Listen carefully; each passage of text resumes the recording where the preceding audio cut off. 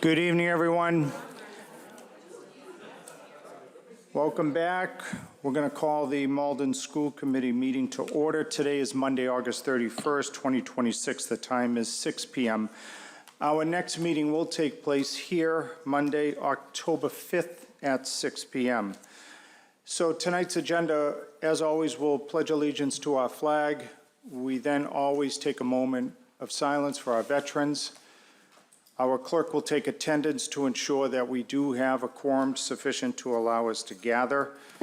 And then we'll get into tonight's agenda.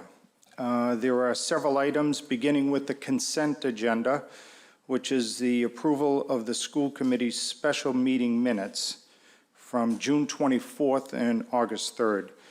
We're then going to consider the July and August warrants as well as grants. Then we're going to turn it over to you for public comment. 3 minutes per speaker. We only ask that you state your name and address for the record. We're going to leave public comment open for 15 minutes in total. Next, we'll hear from our superintendent on back-to-school highlights as well as updates regarding the district. Then we're going to go to Ms. Rose Zyberg on what's been going on with our policy subcommittee. And we'll also hear from Mr. Bernard regarding our technology subcommittee. Then from there, we have a series of motions and resolutions we're going to consider. First up is 2025-2026 transfer of funds according to policy DBJ. That will be led by Ms. Spatafora. Staying with her, we're going to look at policy KF, which is around the use of school facilities, rental fee review. And then finally, residency policy audit, which is under policy JFAA. Then over to Ms. Rose Zyberg, we're going to take a look at access to education, student privacy, and immigration enforcement. We're going to stay with her on approving the revised bullying prevention and intervention plan. Then back to Ms. Spatafora for the consideration of a Melvin Claimant Trust donation to the Malden Public Schools, as well as the Melvin Claimant Trust Scholarship Fund. Then after that, we'll take points of personal privilege from all the members, and then from there we'll entertain a motion to go into executive session for a series of items. First up is the approval of the meeting minutes from June 24th, as well as August 3rd. Then we're going to consider collective bargaining or litigation in Malden versus Supervisor of Public Records. Then we're going to take a look at contract negotiations with the Malden Education Association Units A, B, and C. Then we will do the same for Annabella Felice versus the Malden Public Schools. We're going to get an update there. And we're also going to discuss an open meeting law complaint dated August 3rd, 2026, filed by Brian DeLacy against the Malden School Committee. And then finally, we're going to do the same relative to a dated August 16, 2026, filed by Bruce Friedman against the Malden School Committee. Then, depending on what happens there, we'll come out. We may act on some of these items. We may not. But either way, we're going to move adjournment. So a lot to do, but I do come with good news tonight. I will be vacating the chair for a short period because Malden is having their vigil tonight, their annual vigil, led by Malden Overcoming Addiction. So our vice chair, Keith Bernard, will step in during that time. So if there are no questions from the team, let us pledge allegiance to our flag. I pledge allegiance to the flag of the United States of America, and to the republic for which it stands, one nation, under God, indivisible, with liberty and justice for all. Please remain standing for a moment of silence in honor of all those who have fought for our country and continue to do so today.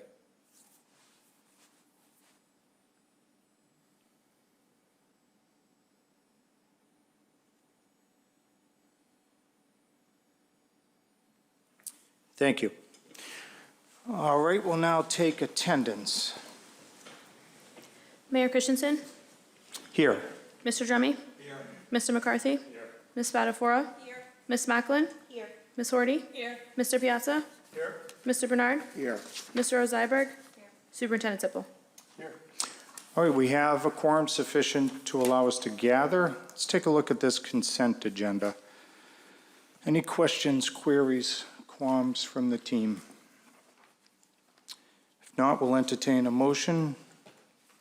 Motion by Mr. Drummy to approve the June 24, 2026 School Committee Special Meeting Minutes, seconded by Mr. Bernard.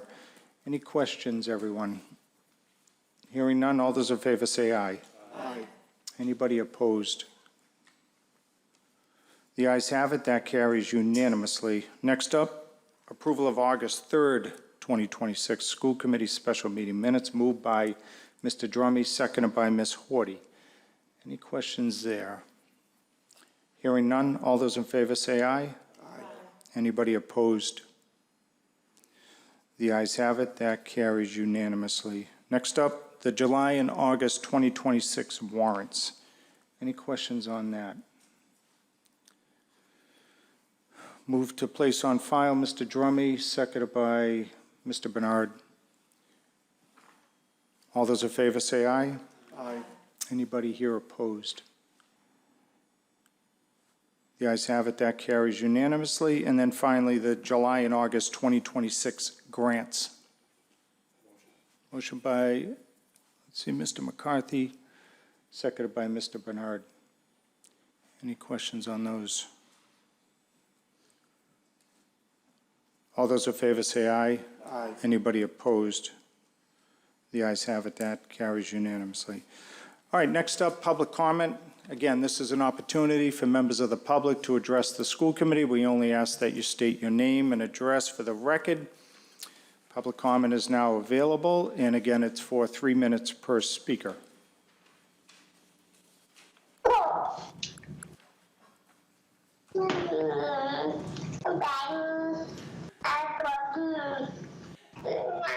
This isn't counting against you. Hold on one second. What's that? All right, take it away. Okay, sure. So Dr. Liz Tanak-Banwa, 31 Grace Street. So dear Superintendent Sippel, Mayor Christensen, and Malden School Committee members, I'm coming to you on behalf of Schools Beyond Screens Malden, a new local chapter of Schools Beyond Screens, a national coalition advocating for classroom technology that is student-centered rather than corporate-sponsored. We push for school policies grounded in independent research, public accountability, and developmentally appropriate practice. I am here to present a petition, which as of today has 221 signatures, that urges Malden Public Schools to adopt a comprehensive screen time policy that includes the following. 1, eliminate devices for the youngest students. 2, set specific, enforceable screen time limits by grade level. 3, reduce one-to-one device programs in elementary school. 4, block non-educational platforms on district devices. 5, ban device use during unstructured time. 6, provide parents with transparency and meaningful opt-out rights. 7, encourage paper, physical textbooks, and off-screen homework. 8, evaluate all ed tech contracts for educational value and student data privacy. As parents, we have seen firsthand how screens affect our children's ability to focus, connect with their peers, and engage in meaningful learning. Many parents have spoken out at school committee meetings in the last year and met with their school committee ward members from their ward to discuss maximizing students' intellectual potential while incorporating responsible technology use. We encourage leaders to take bold action on the growing crisis of excessive screen time use in our schools. Thank you. Thank you. All right, anybody else wishing to address the committee can do so now. Good evening. Hi, my name is Catherine Tarka. I live at 196 Glenwood Street. I have 3 children that go to the BB. They're in grades 3, 6, and 8. I was a member of the AI working group that the superintendent convened over the course of the last year, and it was discussed at the recent technology subcommittee meeting, and I'm really just going to build on what the parent before me talked about. Like her, I'm a member of Reconnect Malden, which is a very active community group focused on right-sizing the technology in Malden Public Schools and in our children's lives. And I know Reconnect Malden has approached many of you, and almost all of you probably have spoken with a member of Reconnect Malden from your neighborhood. So I just want to say tonight that I was so grateful for the opportunity to participate in the AI working group. The community is very energetically interested in this issue of like screen time in our schools, technology in our schools, AI in our schools, and it was wonderful of the superintendent to convene that working group. And as families, we really had a voice, and it felt meaningful, and it was appreciated. And I want to shout out the administration for all the meaningful technology steps that are being taken this year. It's really hard to make the changes that the district is making without even having a technology director. Like, this is a lot of work that they've been doing, but they've taken important steps like turning off access to Gemini AI on the students' Chromebooks, reducing student access to YouTube in school, and they put in place a great new application called Go Guardian, which protects the students from accessing things that they're not supposed to be on when they're supposed to be learning. So I'm so grateful that those steps are being taken. I was very grateful to be part of the AI working group, but there's so many issues with technology and screens that we have to deal with that are not AI. The superintendent has spoken about the plan, I guess, to have a screen time working group or a more comprehensive effort on screen time that goes beyond AI. I just think it's so important that we do that, and the community really cares about this, and we're, as parents, really looking forward to working with the district on the issue of screen time. Thank you. Okay, anybody else wishing to address the committee? Good evening. Good evening. My name is Erin Stringfellow. I'm at 143 West Street. I'm a parent of a third grader at BB and also a member of Reconnect Malden, albeit a much newer member than the previous speakers, and I'm still getting up to speed on everything that's been happening over the last year plus. So I appreciate that I'm maybe not quite as informed as others about all the discussions that have been had, but there were a few things that I just wanted to mention now that we're at the beginning of a new school year. So the first is related to indoor recess and over-reliance on screens during that time. There's so many other uses of that time that would advance our students' education and social development. And I actually suspect they would be quite receptive to this. So last year, my son told us about a time that the Wi-Fi was briefly out at school and they played Lego instead. And he said they all had a blast and actually groaned when the Wi-Fi came back on. That was the only time that happened in the entire school year. So my understanding is this is teacher specific, so I'm asking the committee to consider a standard district-wide policy that would explicitly discourage screen time during indoor recess, which I know has to happen a lot because of the weather, and other breaks, and instead encourages teachers to have students play with Lego or board games, read, socialize. Second, I'm concerned about the technology acceptable use agreement that was sent to parents last week. It bundles together several distinct issues: device care, use of learning tools, and the sharing of student data with Google into a single agreement. And a parent's non-response is treated as consent. There's no clear mechanism to decline any portion of it or to understand what the consequences of declining would mean for a child's participation in the classroom. I'd respectfully suggest the district separate these into individual items, require affirmative consent for each, and clearly communicate what opting out of any one piece would mean for a student's experience. Third, I have concerns that in other districts adopted AI policies do not use a consistent definition or vetting of educational technology. I'm not convinced that so-called educational tools provide much benefit. For instance, my son's class last year used Prodigy a lot. If you're not aware of the many problems with it, I suggest looking into it, but there have been estimates for every 20 minutes of ads and playtime, there's maybe a minute of actual learning. So as the district decides how to use AI, I recommend there should be some minimum standard by which a technology is considered educational and a publicly available review of that determination. Thank you for your time. Thank you. All right, anybody else? Please. Good evening. Good evening. Welcome. Hi. My name is Lynn Walters-Recky. I live at 621 Highland Ave. My son is in 5th grade at BB School. And I am in the AI group and everything, and I couldn't sign all of that, but I'm actually here to address the Little Dragons Yep. issue that's been happening this year, and get some clarification, because I've spent numerous emails and gotten no follow-up from either you or Superintendent Sipple. And so, like, we got a response saying, oh, well, they can't be in the classrooms because the teachers are concerned about harm happening to their personal items in the classrooms. But the communication has been absolutely abysmal across the board to parents of CCC kids this summer. You know, we found out at the end of July, just a few weeks before school starting, that they may not even be able to run, that you had given a contract to AlphaBest that was, sorry, I'm blanking on the word.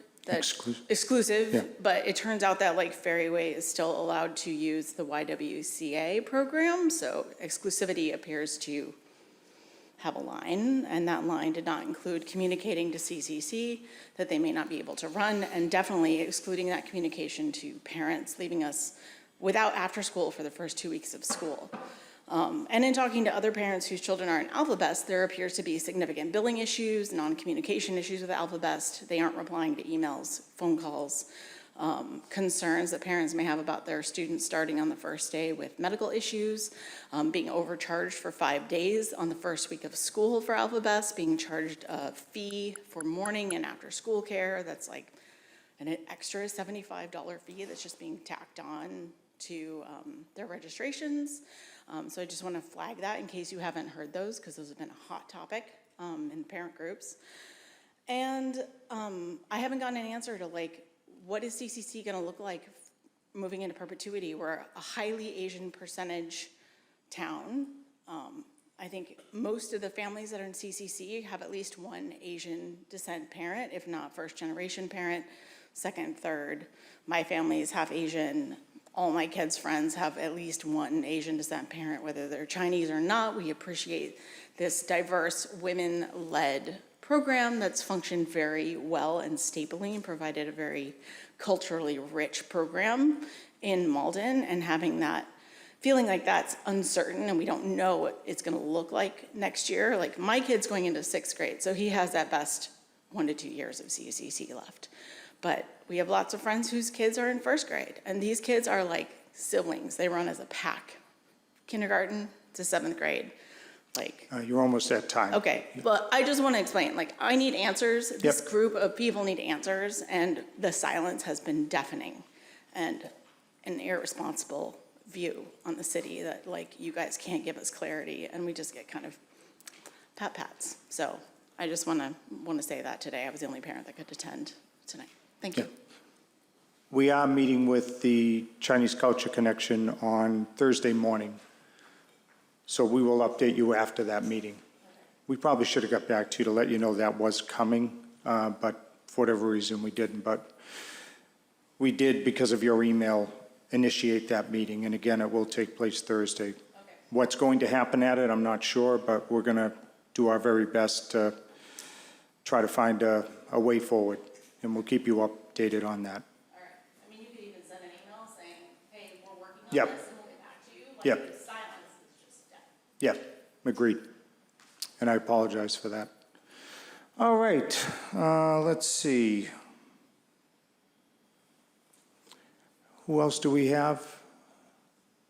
If not, we do have a couple that came in. We're just going to read these two and then I think move to the agenda, because that will be our 15 minutes, if I'm not mistaken, 3, 6, 9, 12, 15. So, all right, take it away.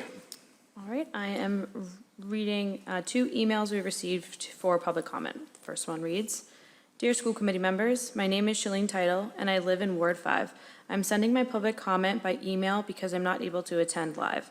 As the school year begins, I want to thank all of the school committee, especially the tech subcommittee members, and Dr. Sipple for taking a thoughtful approach to the technology being used by MPS students. I appreciate that parents' concerns have been heard and responded to consistently. I was in a conversation recently with a professor at MIT who researches AI in education. He said that based on his experience, AI is viewed as a primary and urgent concern in affluent districts, but gateway cities tend to focus less on AI because they face a variety of other pressing issues and system challenges. I responded that I live in a city that is leading the way in its generative AI policies.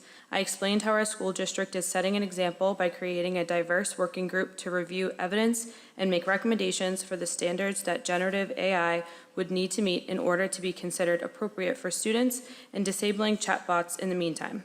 This is a much better and more equitable approach than just throwing it into schools and seeing what harm it causes.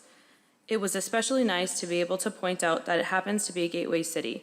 It was a demonstration of our city officials can walk and chew gum at the same time. Facing other challenges doesn't mean that we should create new ones by forcing students to use experimental products whose risks outweigh the benefits. Thank you for continuing to be leaders on this. Sincerely, Shalene. Okay, and we have one more. And the second. Hello and Happy New Year to our school committee members. I won't be able to make it to tonight's meeting in person and hope that this message is read aloud if possible. Thanks in advance for your time. I'm Josie Morway, Ward 3 resident and MPS parent. I'd like to welcome everyone back for the new school year and to thank the school committee and leadership for the positive moves that have been made towards centering our children and educators and moving away from dependency on profit-seeking ed tech companies. I applaud and offer my gratitude for your removal of YouTube for one-to-one student services, stricter oversight of teachers' YouTube materials, the termination of the experiment with Course Mojo, and the disabling of all AI chatbots while we craft a district-wide AI policy.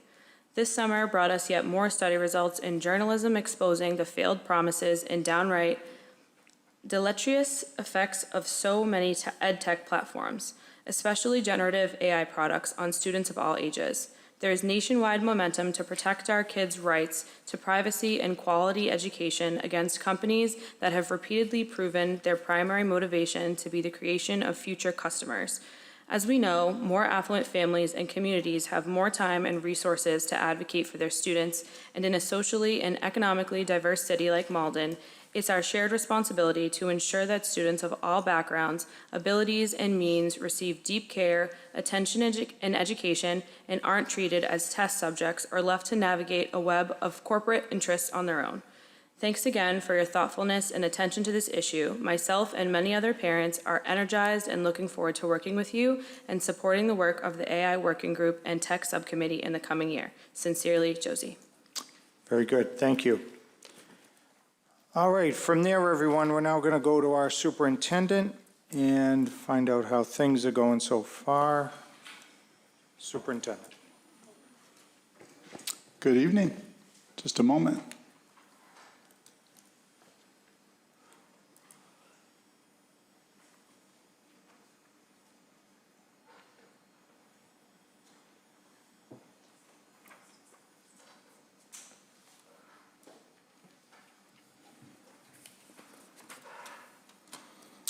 All right, well, welcome back, everybody.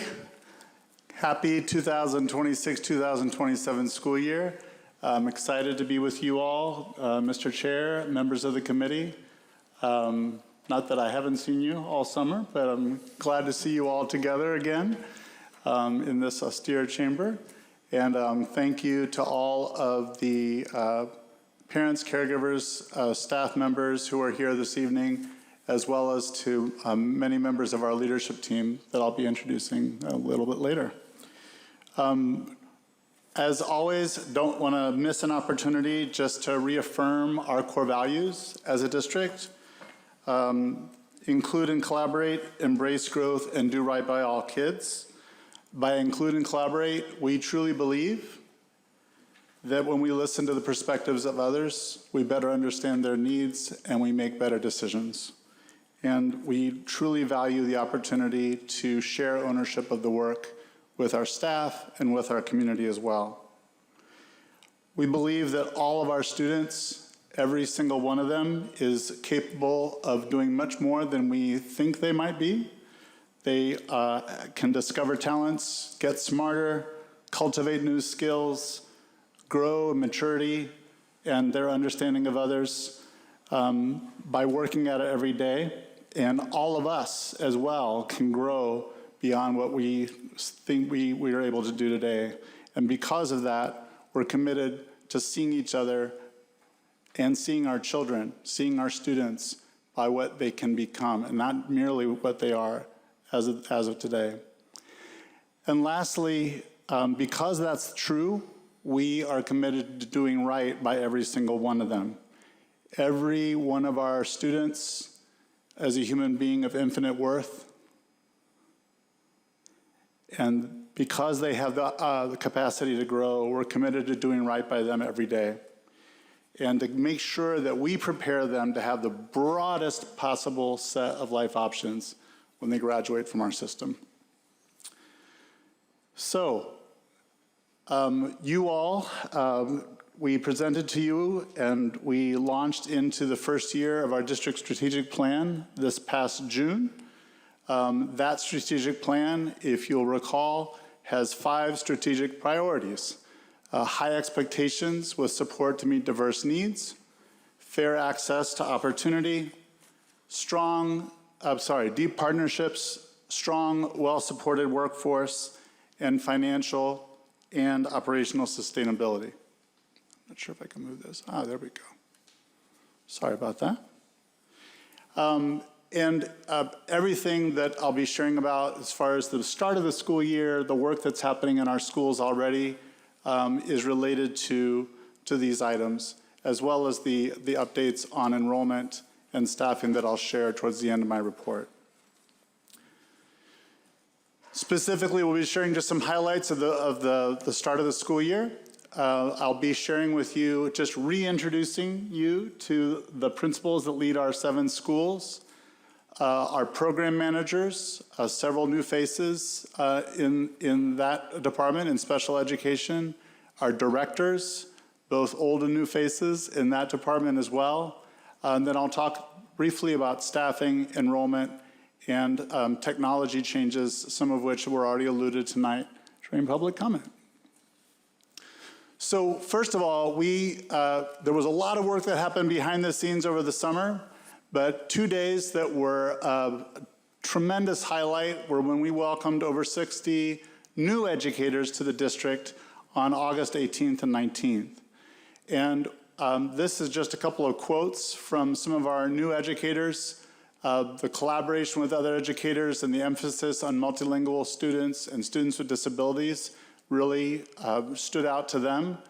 And another educator said, I got to learn how students can be involved actively in the learning process, how they can leverage their experiences to boost learning.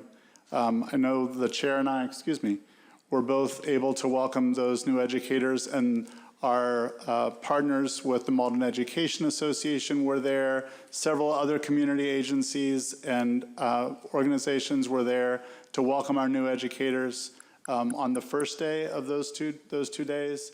It was a lot of fun and a lot of excitement from our newest educators in the district. On the 24th of August was the day when all of our educators came back from a well-deserved summer vacation. We had over 1,000 employees, educators, custodians, administrative assistants, everyone, every member of our district-wide workforce come together in Jenkins Auditorium at the high school, where we celebrated them, thanked them for all the work that they've done for the last, for however many years they've been with the district, and just really, again, recommitted ourselves to our core values and to making sure that we're doing everything we can to provide the best educational opportunity for every student. We also had a lovely breakfast in very splendid weather, I must say, it was a really, really great time of reconnection for all of those educators back from their summer vacation. And a very fun video from the chair who put a lot of work in. Yo, Superintendent, thank you for that.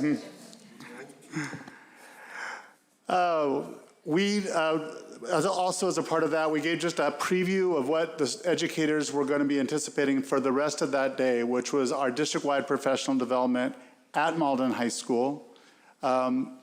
All of our educators were at Malden High for the full day. They went through 3 sessions, the first of which was an introduction to the science of learning, specifically the science of attention. We're going to be learning together, thinking a lot about how the brain works, how the brain learns, how to work with evidence to really make sure that our instruction is having the impact that we want it to have for our students. Looking at how attention works, how working memory works, and how long-term memory works. And we had an introduction to that on that day. We also had other content throughout the day, and we spent a lot of time making sure that all of our educators knew how to access the information about their students with disabilities and the accommodations that they require per their IEPs.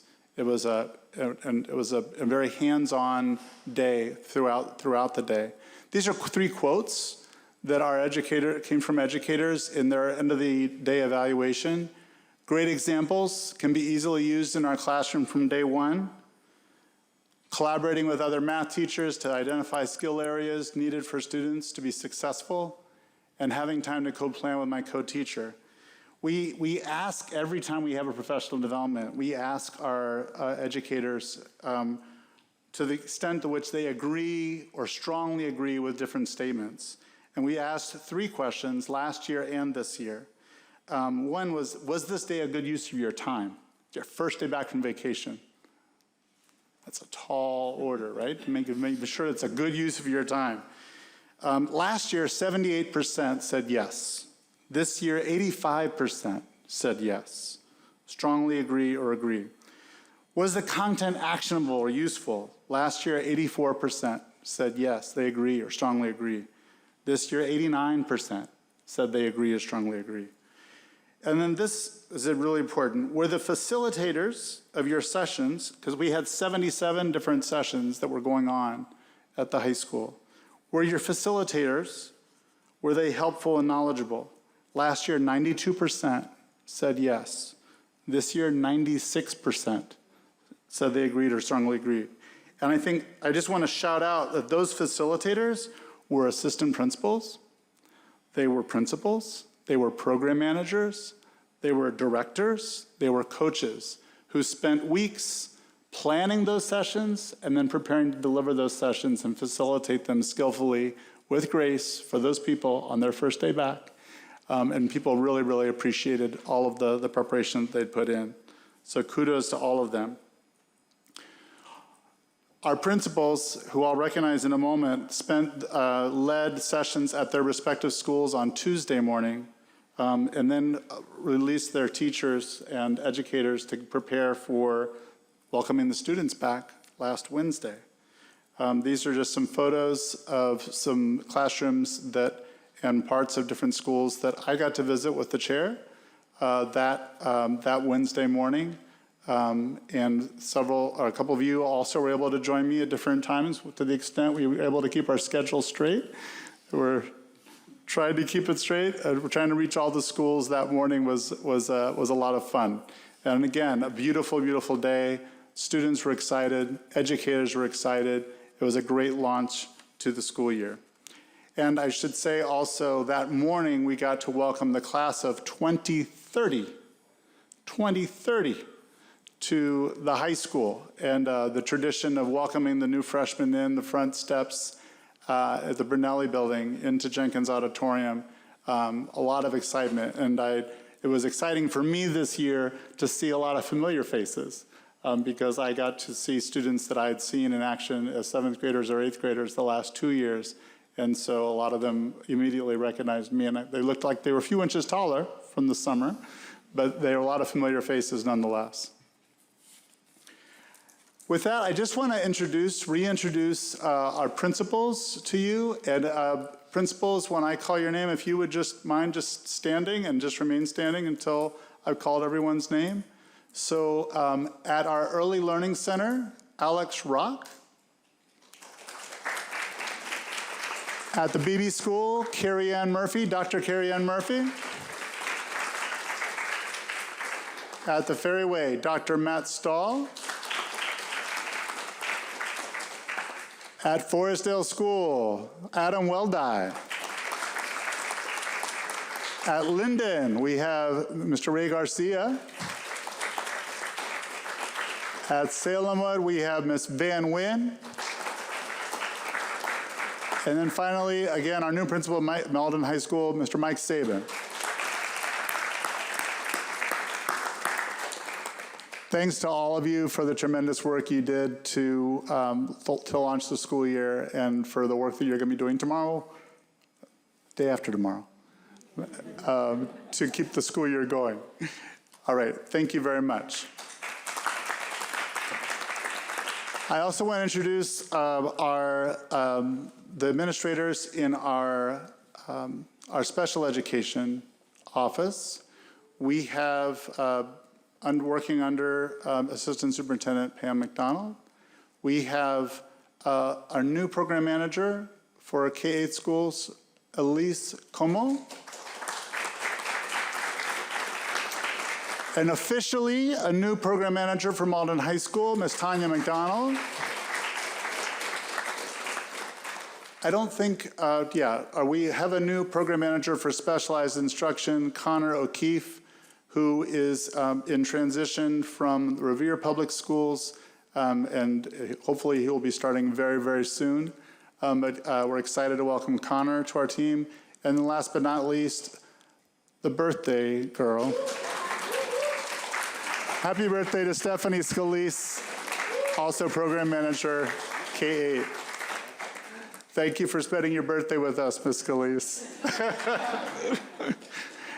All right, and then the last group of folks that I want to introduce tonight are our directors of teaching and learning, working under the leadership of Assistant Superintendent Como Basine, as well as the rest of the cabinet, because there are folks that have to really wear several hats in this group. But we have our Director of Intervention Instructional Support, Christina Balcher Scarlatos. We have our new Director of Nursing, Sheila Butler. Our Director of School Counseling, Erin Craven. Director of Athletics, Health and Wellness, Charlie Conifrey.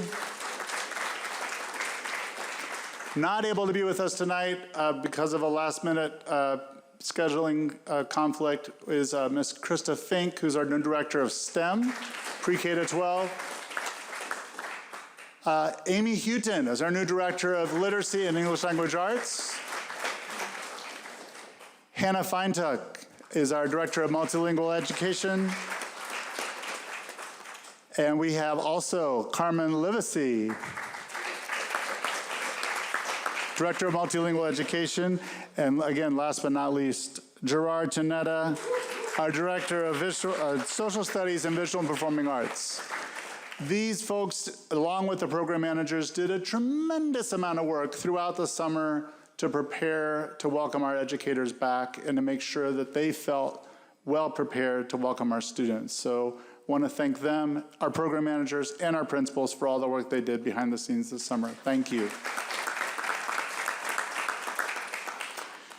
Just a quick couple of updates on staffing.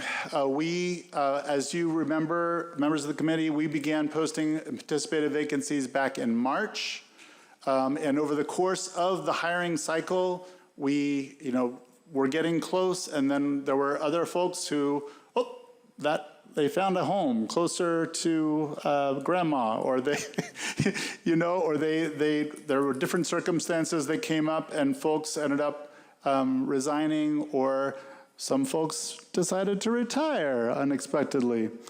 And these things happen. And so it was a moving target throughout the summer, but over 60 new educators across our schools started on day one.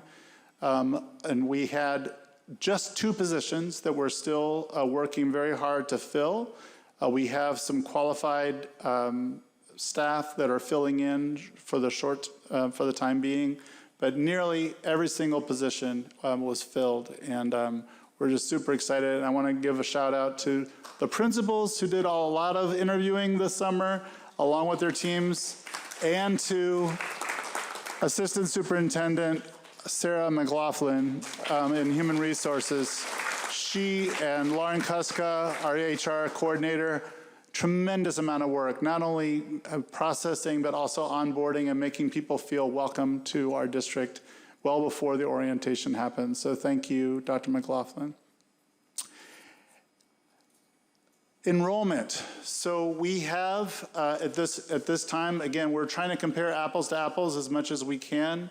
So we have the enrollment in the blue bars here for each of our schools from 2025, the end of August, to today's enrollment. This is as current as it could be. And as you can see, I'm going to move this just a little bit.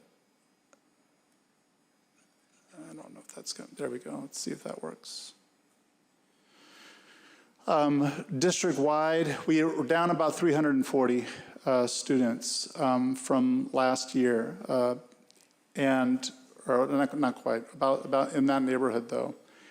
So we did see an increase between these numbers last year and the October 1st date. The enrollment went up before October 1st, and so we're not persuaded to think that this is where we're going to stay. But obviously, we're keeping a very close eye on this enrollment. You can see our enrollment is slightly down across the board at several of our K-8 schools, and then down significantly at the high school to start the year.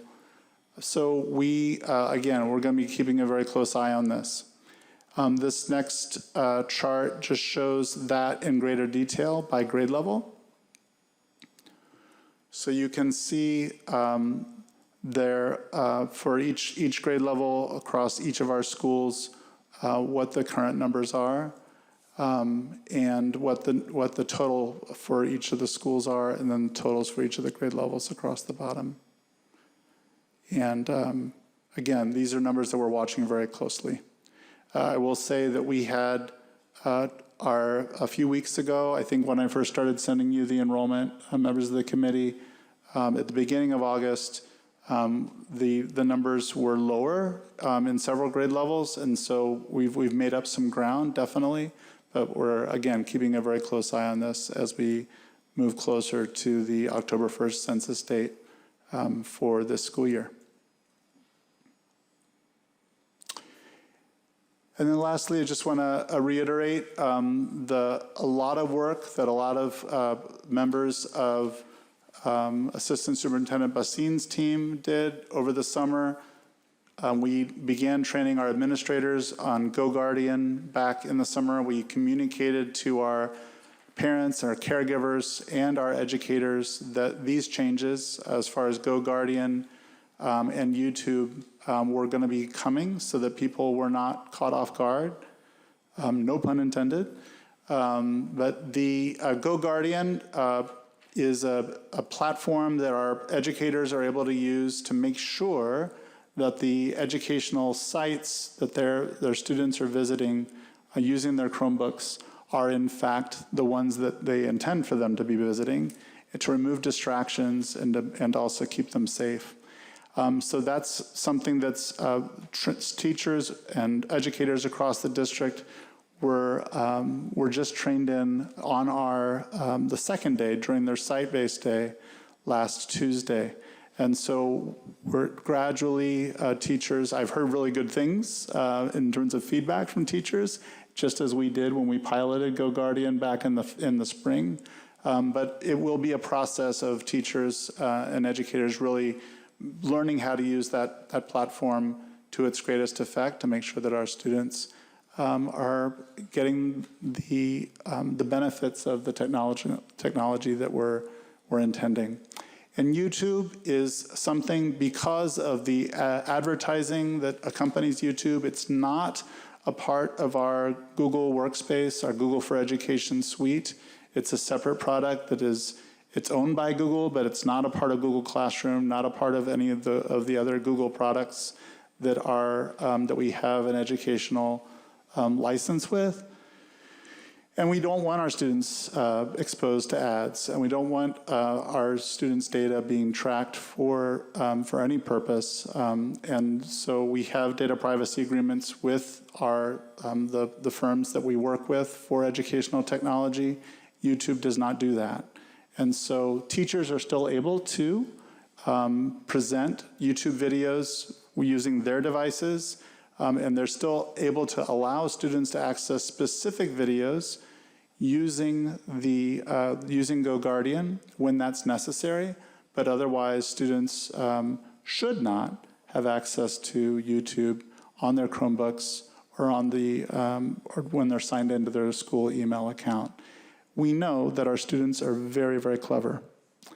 And we know that some students are working very hard, if they have not already, to find ways around these features. And so we'll continue to work to make sure that these procedures are having their effect and that our students are getting what they deserve out of educational technology and not being distracted by it. So with that, I will yield to you, Mr. Vice Chair, and thank you very much.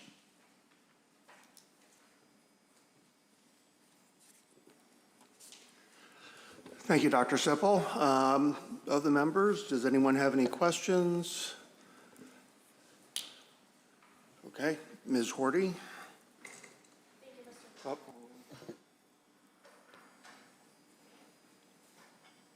Thank you, Mr. Vice Chair. Dr. Sipple, I just wanted to see if we could talk through a real-world example about the technology situation, just so that my understanding is similar to what everyone else's understanding is.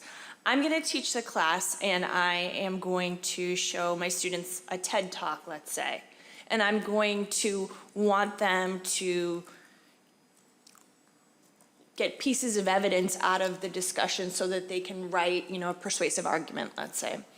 But TED Talks are usually through things like YouTube or other video-based things that I would imagine would be blocked.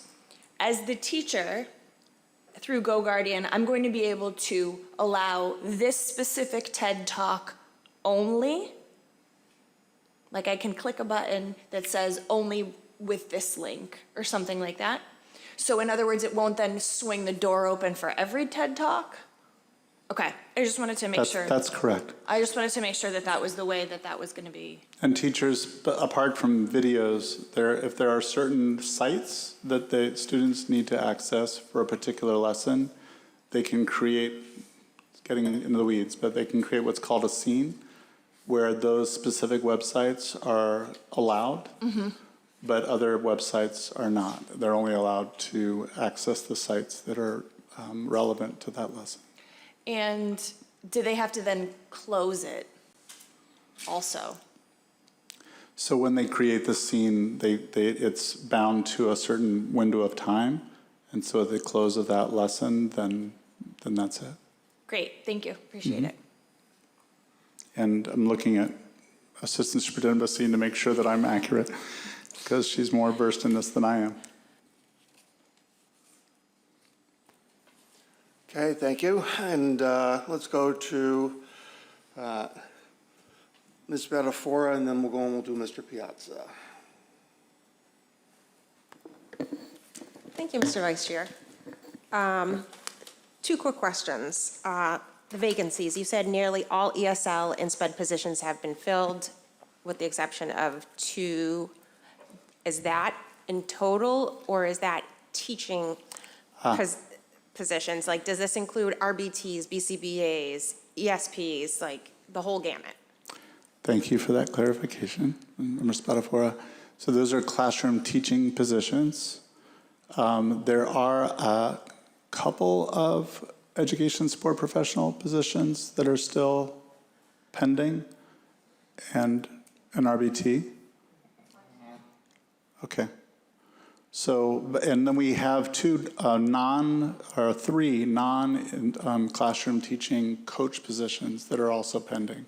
Our STEM coach position, we're still recruiting for, as well as our 2 special education coach positions are still pending. And we're eager for Mr. O'Keefe to join us because he's going to be working really closely and leading that team.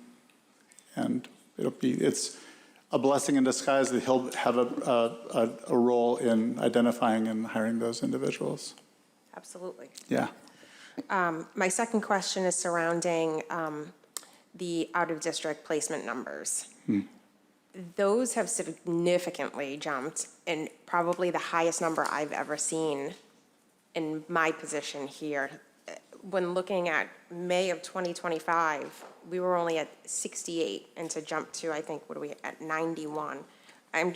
It's a number that's concerning, and I fully understand that some students obviously need more than we are able to. I just want to make sure that we are bending over backwards before not educating students with their peers. Because that number is like, I've never seen it. Assistant Superintendent. Yeah, there's a Dunlap. couple of things, and I can get you a fuller explanation, but I do know that we did have a couple move-ins, and last spring, we were waiting on quite a few placements, so that is why it was so low last spring, or that spring of May of 25, and the same thing in the fall. We do have at least 3 children that will be aging out, so we're sort of in this sort of in-between period where we have kids that are aging out and kids that are coming.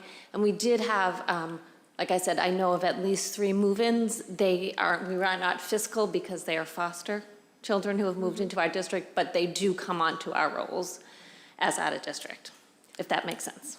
Completely. So to just follow up, so move-ins, we're talking about people that moved into the city of Malden. Yep. So we're going to take on that special education contract now, Yes. and they're already out of district. And they have stay-put rights to an out-of-district, correct? Okay. I lost my second question. So yeah, so we did have, Oh, I got it I'm back. looking at Tanya's here Can as you well. just provide a grade level year over year Yeah, to show we can where look we at that. were last year versus this year by grade level? Because I do also think that the SP number, I know that we have 3 students off the top of my head from doing the circuit breaker in the summer that will age out this year, so that will be 3. I think 1 is in November and 2 in January. We have a set of twins in January, December. So, We can connect Yeah. offline. 91 is just Yeah. a number I've No, never seen out of district. I was like, whoa. but it's so funny because last fall at this point, we had a very low number, but it was artificially low because we were waiting for placement. So sometimes you get this sort of weird swing, just the way it is, but absolutely. Thank you. Thank you. Thank you. Over to Mr. Piazza.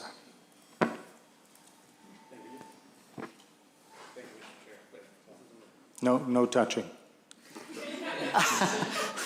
Just coming back from summer break, remembering how this stuff works. Thank you, Mr. Chair.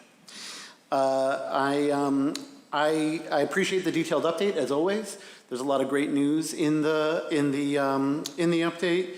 I unfortunately want to go back to one of the issues that is not on the not as great side of things. I appreciate Member Spatafora's question about enrollment numbers. I have a few more questions while the slide is up there. So I'm curious if there's any place in the K-12 pipeline where we're losing a sort of disproportionate number of students.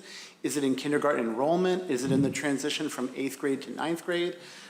Is it even our enrollment loss across the district, or are there some places where the pipeline is leakier?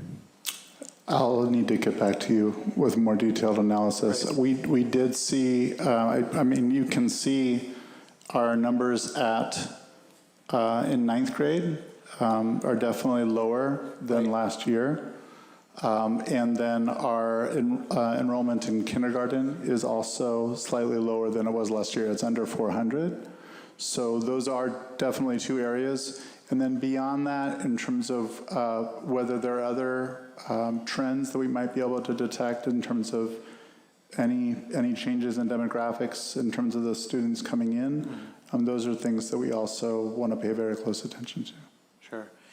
And my follow-up question is just about you mentioned earlier that in the previous school year, there was an increase between the first day of school and October 1st, when the state takes its snapshot that, of course, determines our funding going forward. What are some of the reasons that we had that increase last year, and can we expect that again this year? That's a great question, Mr. Piazza. I wish I had a crystal ball and I could tell you.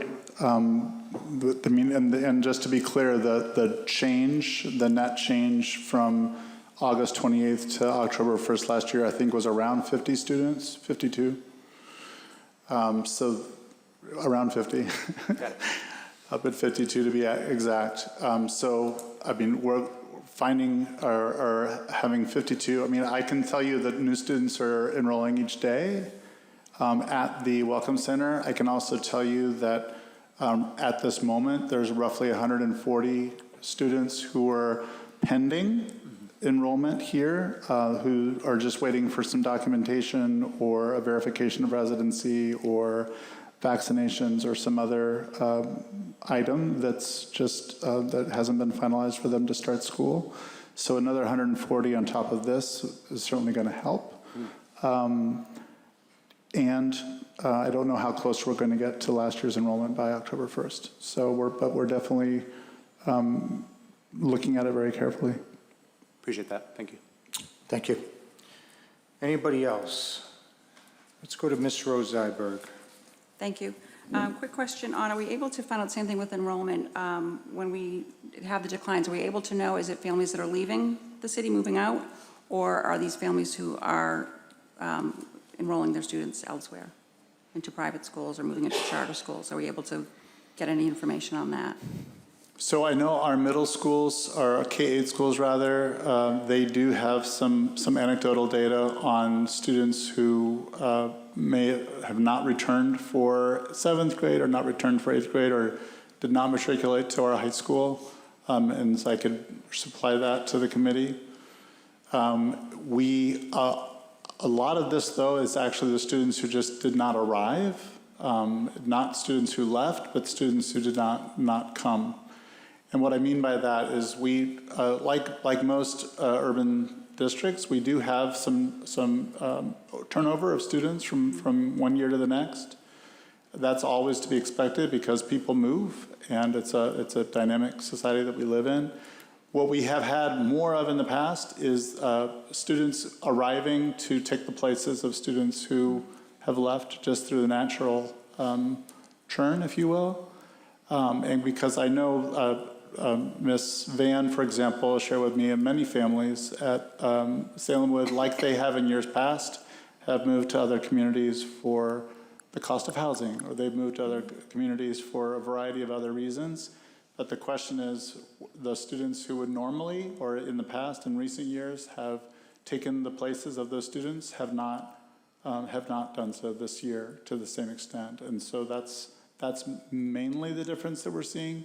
But that anecdotal data that I mentioned earlier, Ms. Rose Zyberg, I will provide that for you. Thank you. Thank you. Okay, seeing no other lights, does that conclude? That's all I've got. Thank you. No, thank you. All right, let's take a look at the subcommittee reports. Let's first find out what Ms. Rose Zyberg and her team are up to. It's Ms. Hortius Keeling, she's part of the team. So most recently, we met on August 27th to discuss the bullying prevention and intervention plan. Special thanks to Assistant Super McDonald, who has been working very diligently on this, making sure that everything is up to date and also running it through when we needed legal input. So the last couple of meetings we've had, this has been our biggest focus to make sure that we were pulling in parts that we thought were needed to be fixed, and also we spent a lot of time looking at the MASC model policy and comparing that to what we currently had, and found different areas we wanted to add in that hadn't been in. And we did also all come to the agreement that it is not a user-friendly document. As part of that, the solution came up, which thanks to Tess, who, the woman of many, many talents, has created an FAQ that once this is approved, then caregivers will be able to access things easier. It will be straightforward, frequently asked questions. It also gives us then the ability if something comes up that we hadn't thought of, it's a great, easy way to be able to modify that fairly quickly compared to having to go through this document type thing. Some of the stuff was, we did change some things with wording with cyberbullying and deep fakes. I want to thank Mr. Piazza for having raised an issue with that. And again, wording has to go through lots of times through attorneys, so the wording that is in on that section was approved by attorneys. We did end up voting to send this out to full committee, so later on there'll be a motion to adopt the revised policy.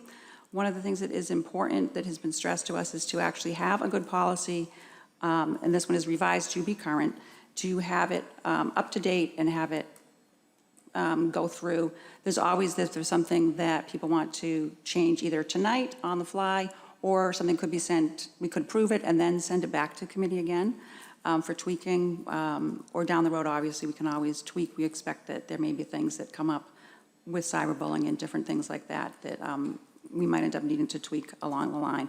But it's important just for practical legal reasons to have the up-to-date document ready to go.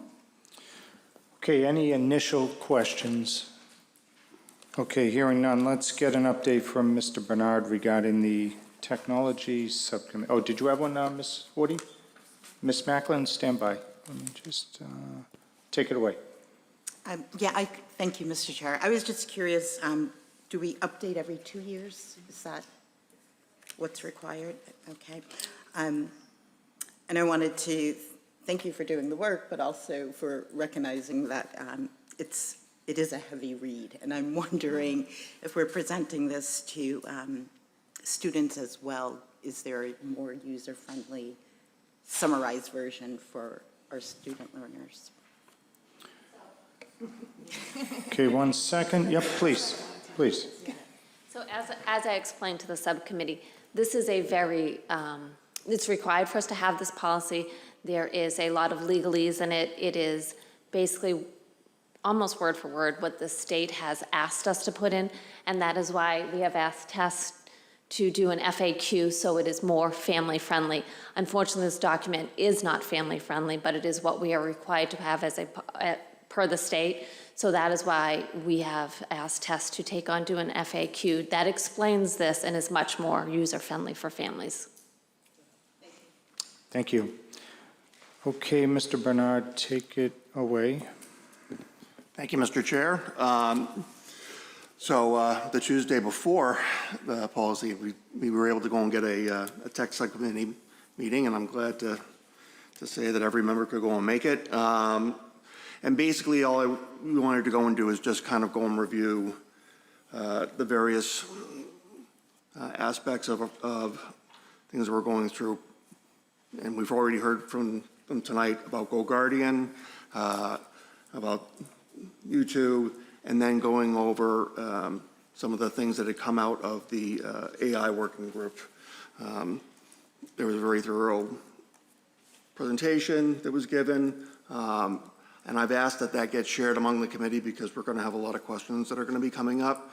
We don't have any policy recommendations as of right now. We still need to go and work on that, and there'll be nothing that we're going to vote on. But I do ask that every member take a few seconds and a few minutes and go through it and familiarize yourself with some of the wants of the community. And if you have any fellow community members that might have felt that they got left out of the discussion, for whatever reason, it's a time to engage them.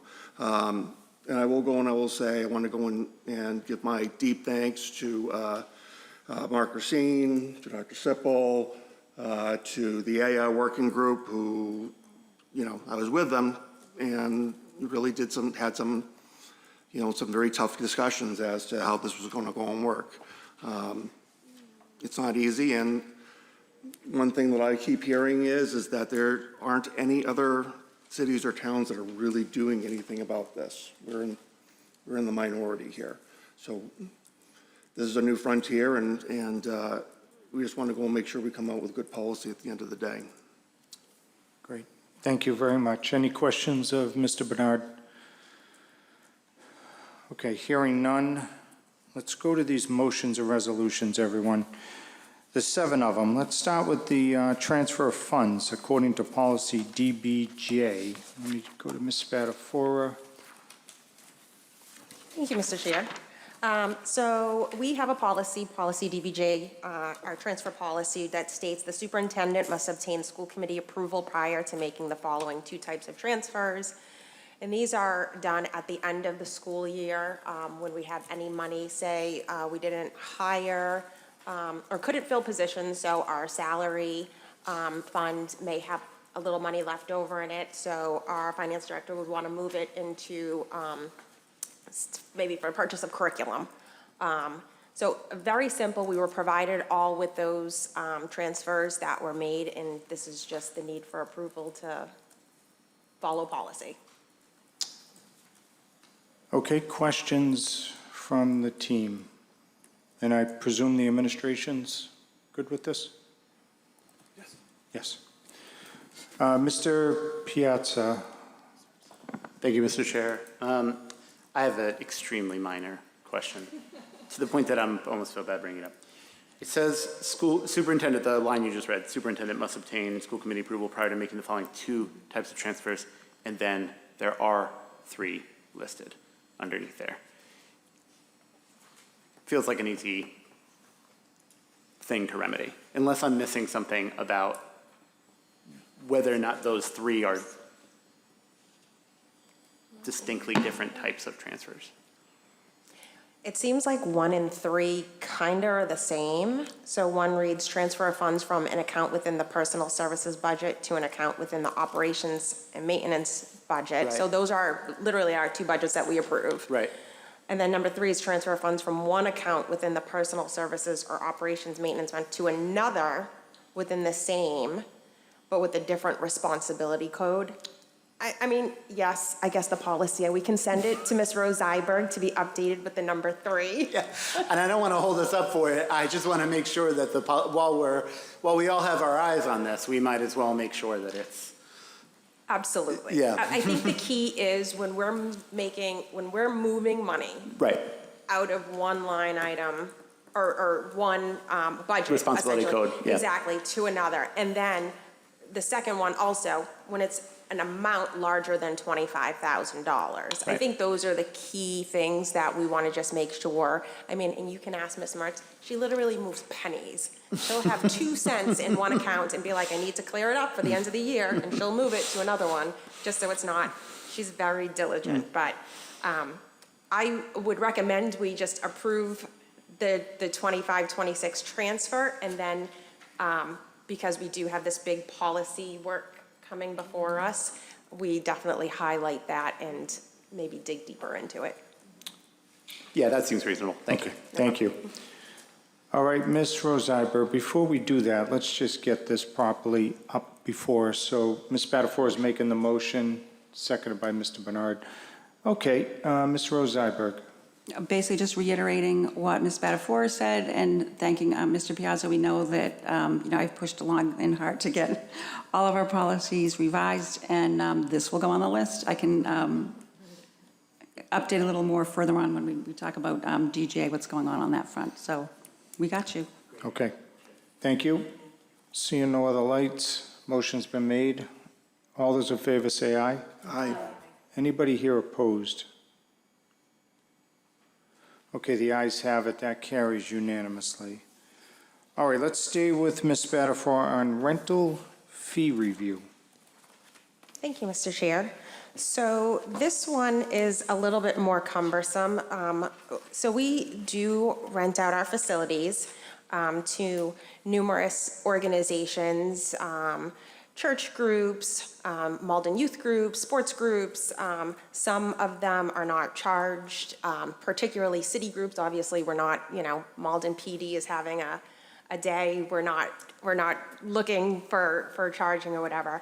But I just want to make sure that we are being equitable in when we are charging. Additionally, it states that we must have a certificate of liability insurance for all rental applications. And I think from a financial standpoint, I just want to make sure that we as a district are covered when we have vendors that are utilizing our facilities, to make sure that if something was to happen to anybody at their event, at their program, that we are not necessarily, obviously, there could be instances where it would be, or could be, but also just making sure that we are covering ourselves financially. So I just wanted to send this down, and I kind of toss back and forth because we talk about rental fees, but I almost question if this is kind of a policy item too, and I would love to maybe joint meet between the two subcommittees. But that would be the purview of the committee. Ms. Rosenberg? Just doubling up on that, I'm curious to the intent of the rental, like the review. Are we trying to review to make sure that people do take out this insurance? Are we trying to see past history of how it has been? Or are we looking to redo the policy? Where are we going with it? I think first is a review to make sure that everything is being accounted for. And again, it's, not just insurance, but making sure that we're charging custodial fees, making sure we're charging school facility fees, making sure that and I don't want to call any organizations out, but we do have like an organization that uses the high school. And I think members, I know me as a member, they've always been there, but I don't know what that looks like. Is there liability insurance to make sure that they're in our halls and their employees are quarried because they're around our students during the day? So again, it's a policy, but also a financial liability. So that's where I was questioning so much around facility usage. Ms. Rosette? And again, because my question is, if we're good with what our policy is, but we need to make sure that it's being implemented, is two different categories for me. If we're not changing the policy, it doesn't need to go to policy. It needs to be, if I need to decide who are we going to designate to look into all of this. Then if there are problems with it and we need to reevaluate the policy. Why don't we have you different, so I initial just don't look-see know. at it? I think the policy is a little vague, so it could, in looking at it, it could use some Yeah, because we're looking at all of them. tightening up, so to say. Okay. But again, we're looking at all of them, everything. yeah. That said, I would actually like the procedure part to start of the implementation to see if where we have these little holes, because in order to create the policy, we have to know where we're missing things. Okay. And see if there's an imbalance or seeing how it's working. And I definitely have the concern of us not being liable for something happening. Okay. Did you want to add anything, Ms. Mertz? In terms of insurance liability, we do collect that from everyone that rents from us, and we keep that on file. And they do have to list City of Malden and Malden Public Schools as additionally insured. So we do have that. No one's allowed to rent our facilities without providing that to us. Okay, well, let's get into this further in a subcommittee setting. So, motion, Can I motion to send it to a joint policy and budget, or finance? sure. Thank you. Seconded by Ms. Rosenberg. All set, Madam Clerk? All right, there you have it, everyone. Any other questions? Hearing none, all those in favor say aye. Aye. Anybody opposed? The ayes have it, so that carries unanimously. And then finally, the residency policy audit. Let's see what this is about. Thank you again, Mr. Chair. So over the years, we have received numerous requests from students that may have moved out of the district if they can remain enrolled. We even amended one of our policies to say that if you're a senior and you move out of the district, you can stay. We want to see you graduate with your peers. But what we have discovered over the years is that many of these moves have occurred months and even years prior to us finding out. We start to dig, and all of a sudden, this person moved a year ago. And realistically, that's a violation of our policy. Not only that, Massachusetts general law states every person shall have a right to attend the public schools of their town where they reside, but no school committee is required to enroll a person who does not actually reside in the town unless said enrollment is authorized by law or by school committee. And if Malden had an interest in educating students from other cities, we would have opted into the intra-district school choice program back in May. We did not. So therefore, we have a financial impact that we are not collecting monies or additional state aid for students that are attending our schools, and taxpayers in Malden are absorbing that cost. Additionally, and it's not one-offs. I mean, I know numerous, for a fact, have picked up my children from friends' houses outside of the city. So I just think it's imperative, looking at, I have parents that live in my district that would like to go to the school in my district, but enrollment is huge. Looking at how other districts do it, they've conducted audits where in certain grade levels, you have to upload a form of residency certification or whatever into Aspen. It goes to the district, and we look into it every 2 years. It's grades like 1 and 2 this year, grades 3 and 4 this year. So basically, I'm motioning for the school committee to direct the superintendent to conduct a comprehensive residency audit on all currently enrolled students in the Malden Public Schools.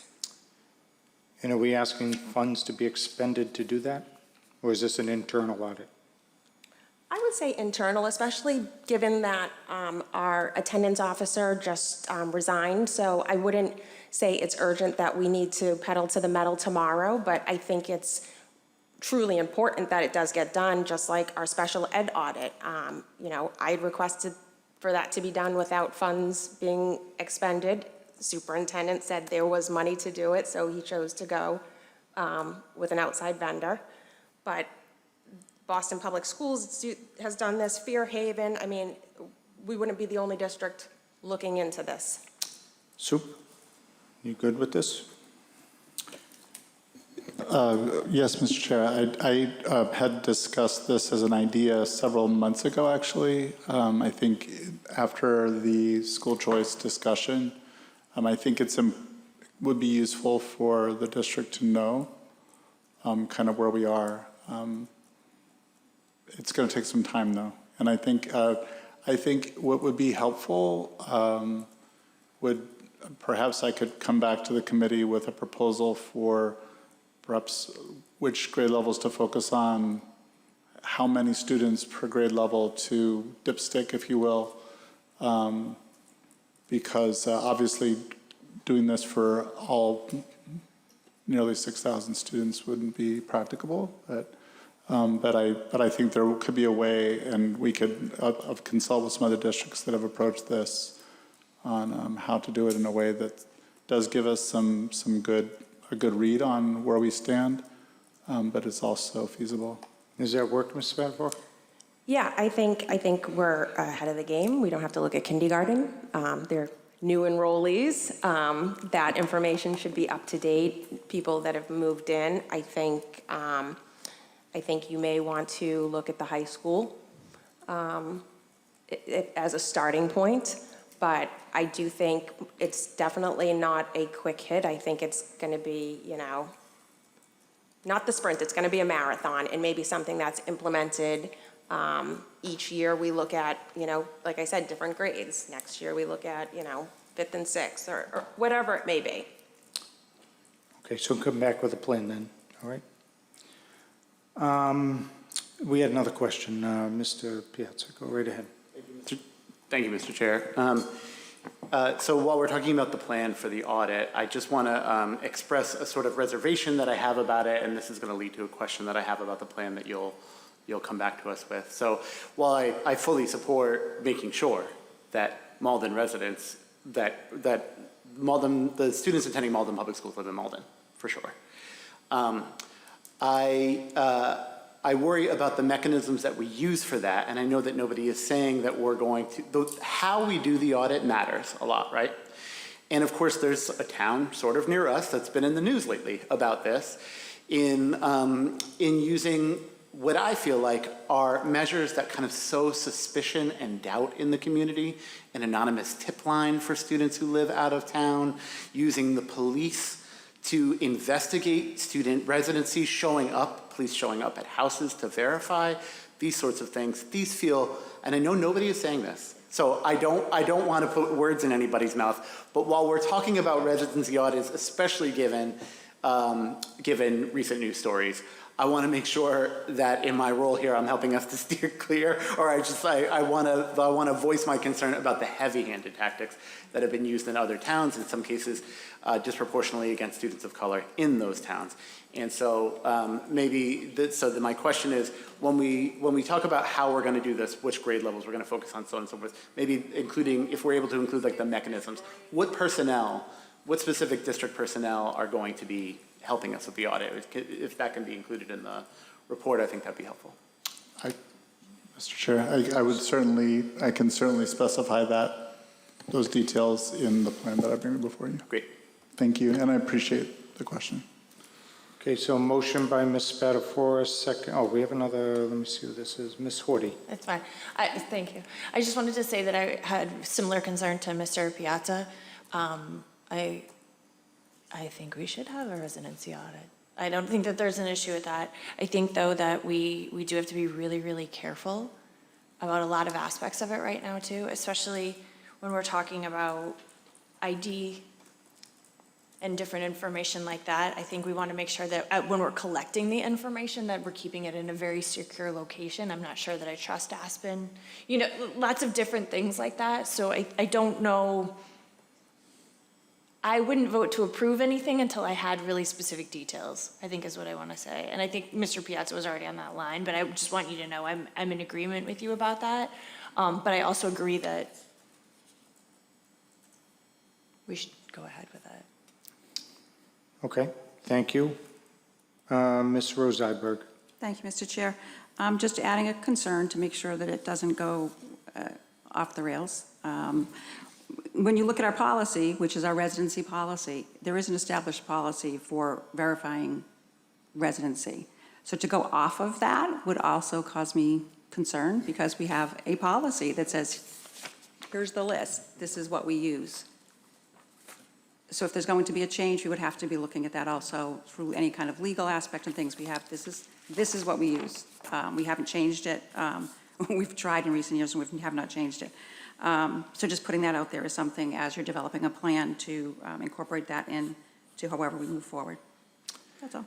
Okay, thank you. You're welcome. So, Ms. Spatafora, taking into account what Ms. Horty said, motion to bring back a plan, does that work?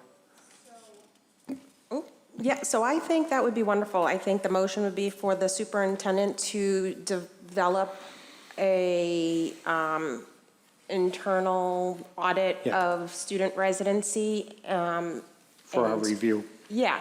I said, it's not a sprint, it's a marathon, but I think I would like us to start looking at that, maybe in conjunction with whoever is hired as our future attendance officer. Good. Motion, does that work, Ms. Horty? Motion seconded by Ms. Horty. Any other questions, everyone? So the soup will come back with a plan at some point, which we'll consider. All those in favor say aye. Aye. Anybody opposed? The ayes have it, that carries unanimously. All right, let's switch it up. Let's go to Ms. Rose Zyberg now. Access to education, student privacy, and immigration enforcement. Thank you, Mr. Chair. This one, it's a motion to send this to policy. There's an urgency with this. This comes as a result of the governor passing the PROTECT Act. So we're actually required to have something in place. One of the things that is interesting, so I've already started discussions with MASC about this. We only recently got their model policy.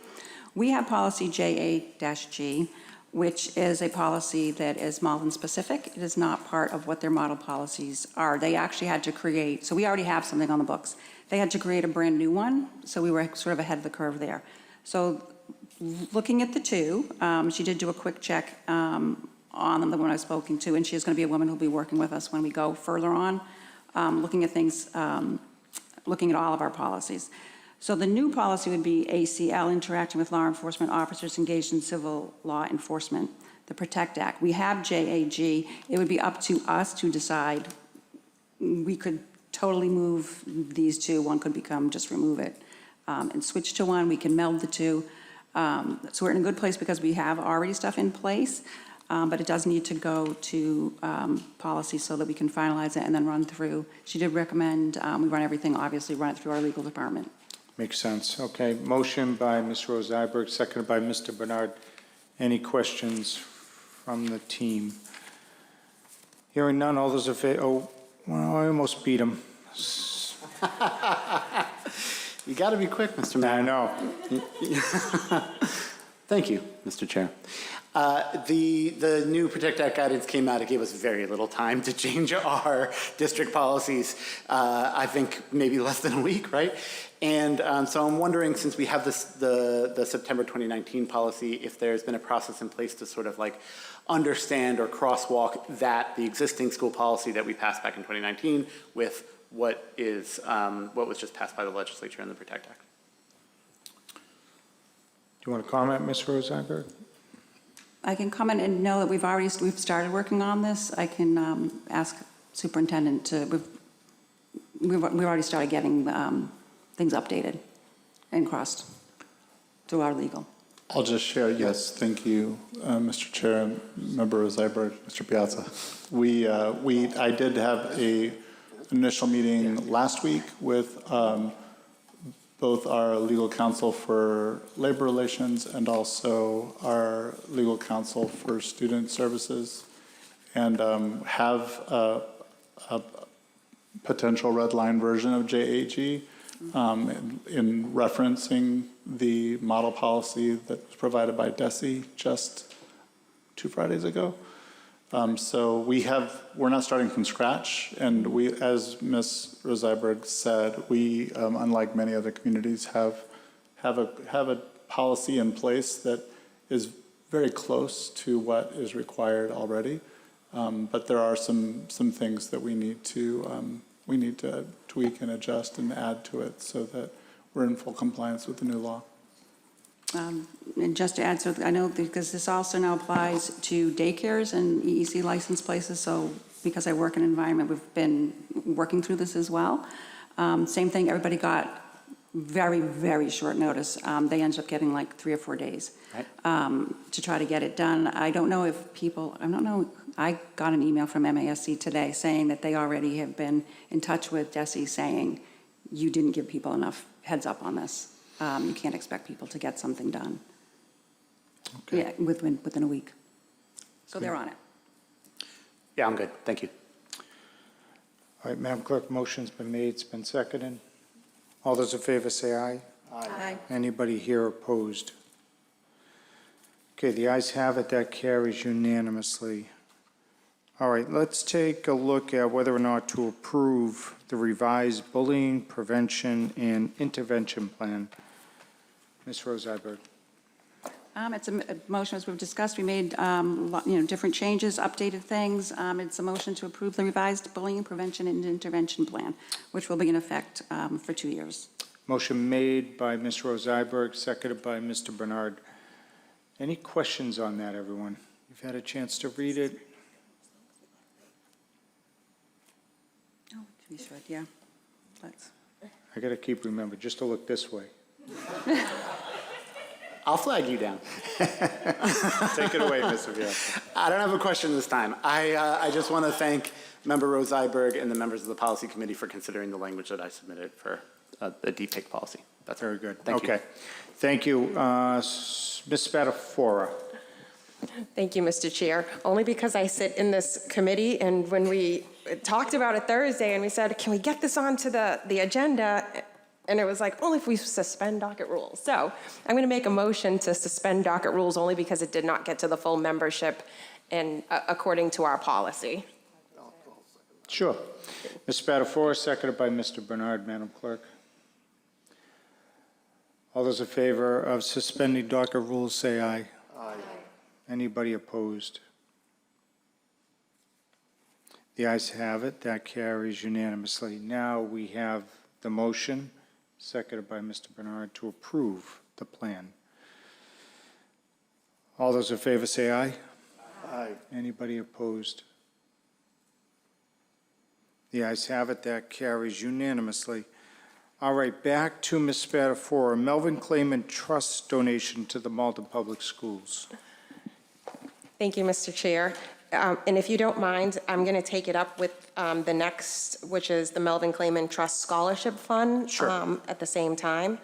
So I think everybody received the letters that were submitted from the Clayman Trust, from the son of one of the brothers that was making this generous donation. I'm going to give a little bit of background because this family is actually quite amazing, and having done some research on them to find out a little bit more. So Melvin Clayman, born in Malden, was born and grew up on Almont Street in the predominantly Jewish neighborhood known as Suffolk Square. He attended Malden Public Schools and was a proud member of the Malden High class of 1976. He went on to earn numerous degrees, one of them being a master's in European history. He passed away June 27, 2025, but his connection to Malden and his belief in the importance of education will continue through this generous gift. Instructions were left that $50,000 be donated to the Malden Public Schools to be used however the superintendent sees fit. I do want to note, though, Superintendent Sippel has said curriculum. An additional $50,000 is designated to establish the Melvin Clayman Trust Scholarship, with approximately $2,000 to be awarded annually to a graduating senior, and that would be for the next 25 years, approximately. That money will sit in an account, will gain interest. The son has said he'd be interested in working with us on what that looks like, how much each year. So very, very generous. This family, the brother Richard, who actually recently passed away as well, was a history professor and the author of The First Jew, a study of the first Eastern European Jews to settle in Malden, as an example of their impact on small town culture in America. So their connection to education and the city of Malden is so fitting, and honestly such an honor that they wanted to make sure that future Maldonians really thrived. So I'd like to make a motion that the Malden School Committee formally accept this gracious $100,000 donation. That is a $50,000 donation to the Malden Public Schools and $50,000 to establish the Melvin Clayman Trust Scholarship. Seconded by Mr. McCarthy. Any questions? Better not be. All right, seeing none, all those in favor say aye. Aye. Anybody opposed? The ayes have it. That carries unanimously. All right, now we're at personal privilege, left to right. This is an opportunity for school committee members to let you know what's going in their respective wards. And then from there, we'll entertain a motion to go into executive session. First up, Mr. Drummy. Thank you, Mr. Chairman. From Principal Stahl, again, there's no school the 1st, the 4th, and well, the 7th, as we all know, but just to let the parents realize that don't send your kids because no one's going to be there. Friday, September 11th is PTO ice cream on the Plaza. It's 2:30 to 3:15. That is on Friday the 11th and the 18th. Open house is on the 16th from 6 to 7:30. The SSC and PTO meeting is on the 15th from 6 to 7. If you go to the Ferryway School PTO page, you'll see the link there. And last but not least, on September 24th is Family Fun Night. Mr. Mayor, we expect you to be cooking hot dogs that night. That will be going from 6:30 to 7.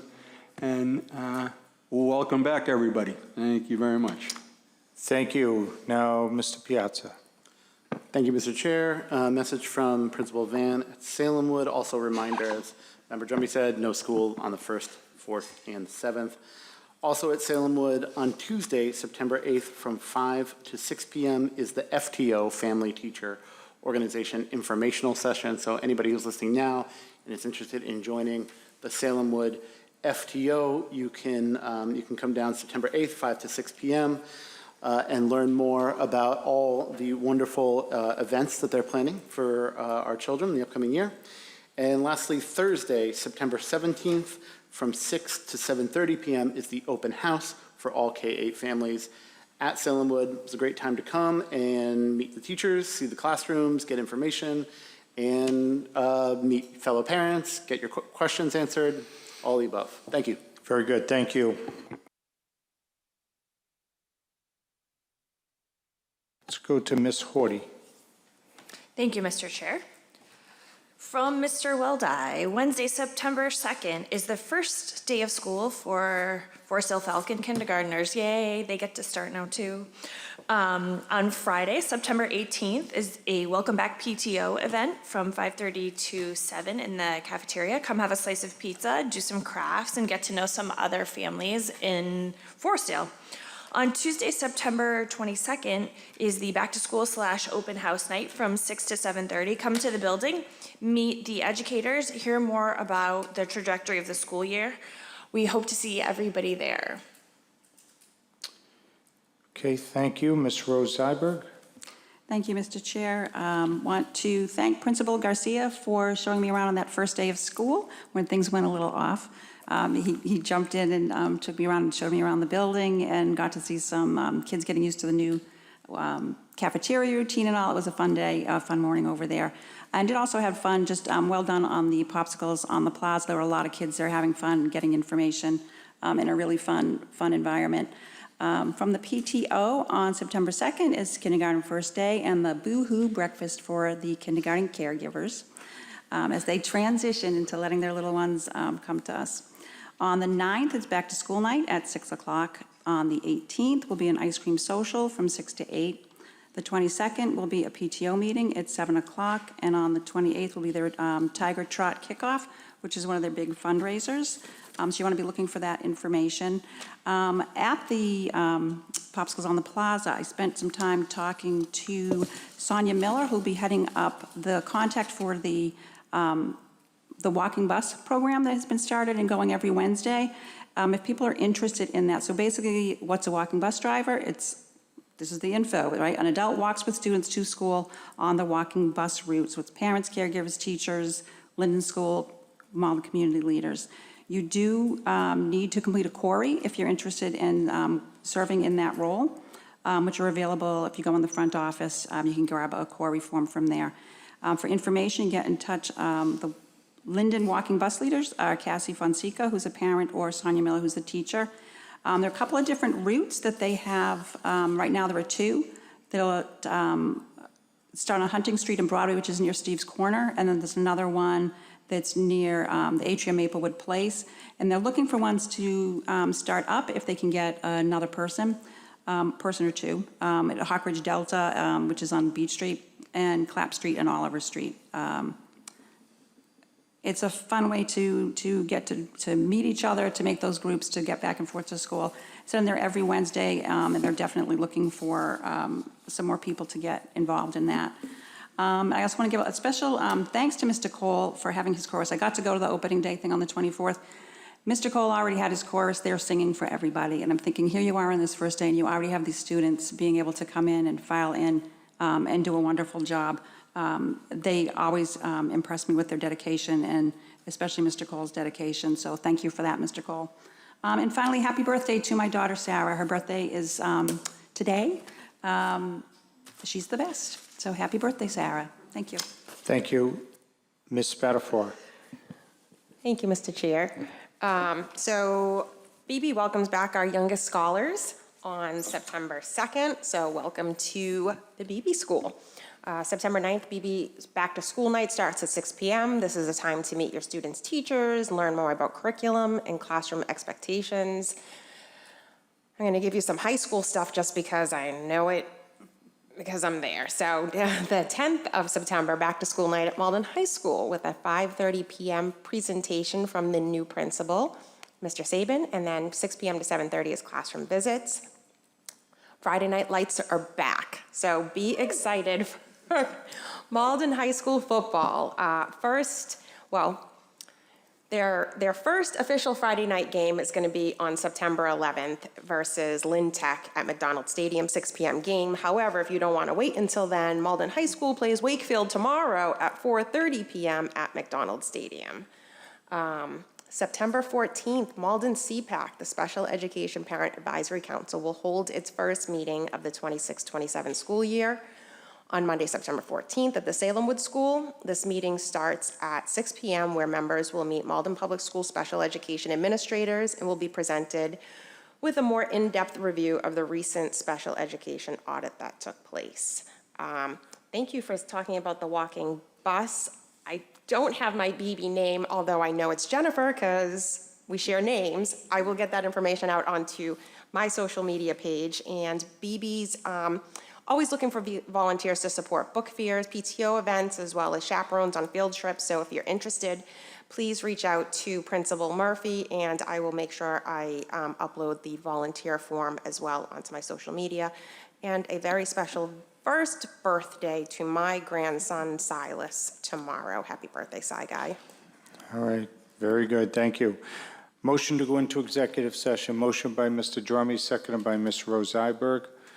Clerk will call the roll. Mr. Drummey? Yes. Mr. McCarthy? Yes. Ms. Spatafora? Yes. Ms. Macklin? Yes. Ms. Horty? Yes. Mr. Piazza? Yes. Mr. Bernard? Yes. Mr. Rose Iberg? Mayor Christensen? Yes, school committee is now in executive session.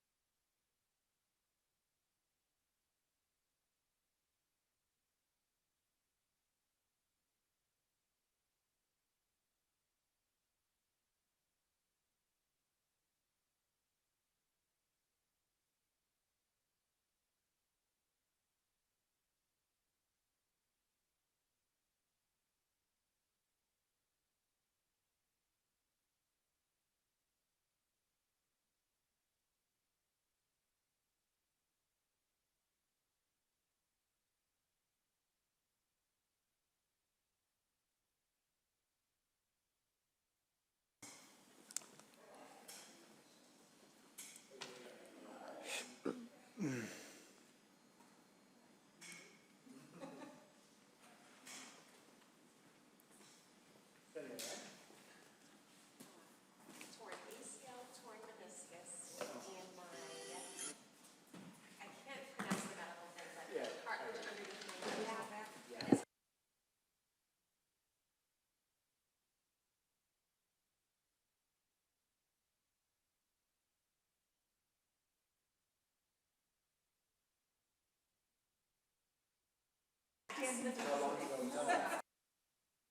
Last Thursday, last Wednesday.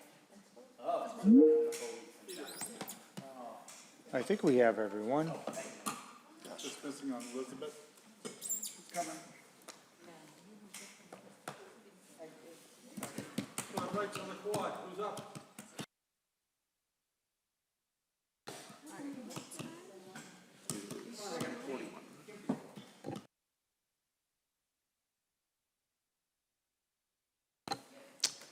All right, we're back. We'll entertain any motions to stay. So your motion is to? Go home. Seconded by Elizabeth.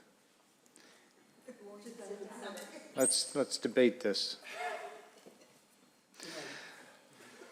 All those in favor say aye. Aye. Anybody opposed? The ayes have it. School committee is hereby adjourned. Yay.